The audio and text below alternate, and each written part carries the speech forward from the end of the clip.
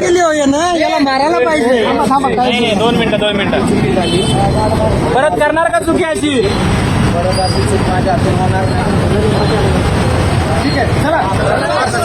चला बस हे त्याला आयुष्याची अक्कल.